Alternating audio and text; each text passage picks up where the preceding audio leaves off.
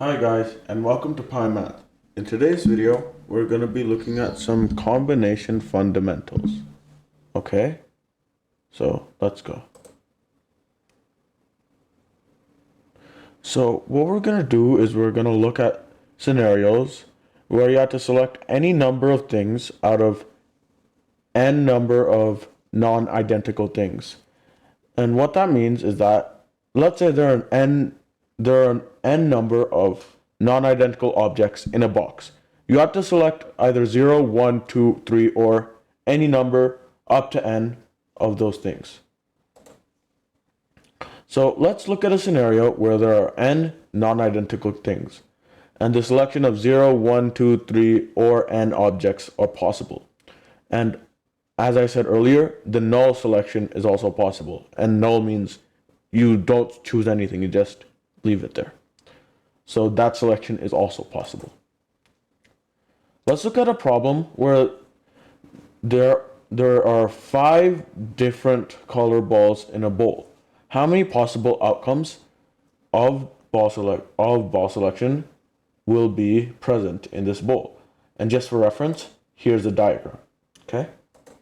So before you start solving any problem associated with permutation and combination, you have to ask a fundamental question about whether order of selection matters or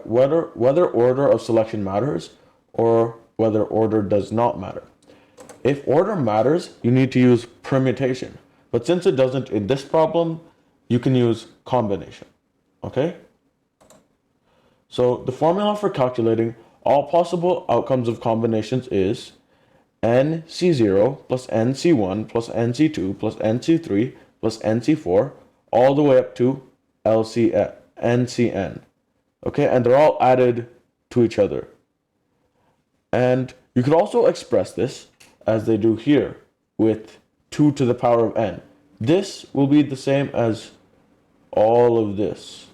Okay, so we're gonna solve an upcoming problem in both ways, but just know this is the formula if you want to select any number of things out of n non-identical objects, and 0 is also an option.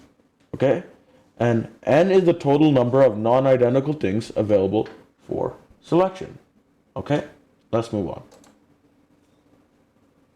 The formula for calculating all possible outcomes of combinations is nc0 plus nc1 plus nc2 plus nc3 plus nc4 plus ncn all the way up to ncn equals to 2 to the power of n, as we said earlier. And for this problem, n equals 5 because there are 5 different color balls in the bowl. So thus the total number of outcomes is 5c0 plus 5c1 plus 5c2 plus 5c3 plus 5c4 plus 5c5, or 2 to the power of 5. So from the previous formula, from this one, you're just taking n and replacing it with 5. Okay? So the formula for calculating all possible outcomes of combinations is, as we said earlier, nc0 plus nc1 plus nc2 plus nc3 plus nc4 all the way up to ncn. Okay? So let's revisit the combination formula, NCR, where the NCR equals to n factorial over n minus r factorial, Okay? So in this type of thing, the 5 would be n and 0 would be r. For this, 5 is n, 1 is r. So for any NCR like this, the left number is n and the right number is r. Okay? And this is the formula for combination. So this is what we're going to use to solve all these, like 5c3, 5c4, 5c5, etc. Okay? So the formula for calculating all possible outcomes of combinations is, as we said earlier, not going to go over that again. So when we simplify this formula, when we simplify it, we get 5 factorial over 5 minus 0 factorial, plus 5 factorial over 5 minus 1 factorial 1 factorial plus 5 factorial over 5 minus 2 factorial times 2 factorial, and so on and so forth. So the first thing we have to do now is we have to simplify all of these, the ones in brackets. And 2 to the power of 5 is 32, so we just put that here. Okay? So now what we have is we have the same equations from above, but it's just fully simplified, right? So 5 minus 0 is 5 factorial, 5 minus 1 factorial is 4 factorial, 5 minus 2 factorial is 3 factorial, and so on. All this is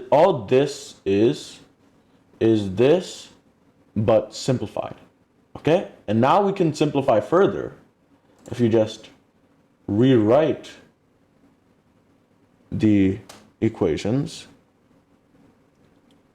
because you can simplify 5 factorial and 5 factorial, right? So that the starting term would just equal 1, okay? And 5 factorial is also equal to 5 times 4 factorial.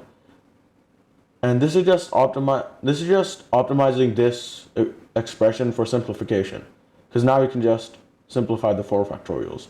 And similarly, you're making 5 factorial into 5 times 4 times 3 factorial, so you can simplify this easier. And you're doing the same thing with this and this. And this is already perfect for a simplification. And you can just cross these out, and this would equal 1, right? So when you cross everything out, the first term would be 1, the second term would be 5, because there's nothing multiplying to this 5. The third term would be 10, because it's 5 times 2, right? And there's nothing else. The fourth term would also equal 10, because it's also 5 times 2. The fifth term would equal 5, and the sixth term would equal 1. So it would be 1 plus 5 plus 10 plus 10 plus 5 plus 1, which is equal to 32. And this is, of course, equal to our right-hand side answer we get when we do 2 to the power of 5. So thus that formula is proved, and the left-hand side is equal to the right-hand side. Now let's check our answer just using brute force. So we have one null selection, and that's basically when you just don't select anything. And we have 5 possible one-ball selections, which are red, green, blue, yellow, and orange. We have 10 possible two-ball selections, which are red, green, red, blue, red, white, red, yellow, red, orange, green, blue, green, yellow, green, orange, blue, yellow, blue, orange, yellow, orange. So that is 10 possible two-ball selections. There are also 10 possible three-ball selections, which are red, green, blue, red, green, yellow, red, green, orange, red, blue, yellow, red, blue, orange, red, yellow, orange, green, blue, yellow, green, blue, orange, green, yellow, orange, blue, yellow, orange. So those are all the 10 possible three-ball selections. And we have 5 possible four-ball selections, which are red, green, blue, yellow, red, green, yellow, orange, red, green, blue, orange, red, blue, yellow, orange, green, blue, yellow, orange. And finally, we have 1 possible 5-ball selection, which is red, green, blue, yellow, orange. Basically, you're just grabbing all 5 balls. Now, I just want to say that this strategy is good, but only when you want to check. When you're actually doing the problem, you would want to do something like we did earlier. You should only really be using brute force when you're checking, okay? So if the null option is not required, meaning you can't just pick out 0 balls, you have to pick out at least 1 ball, that means you just remove 1 possibility, because on the previous slide, we see that there's only 1 possibility for a null selection. So if you can't select a null option, you just remove 1 possibility. So that would be 2 to the power of n minus 5c0, or 2 to the power of n minus 1. Okay?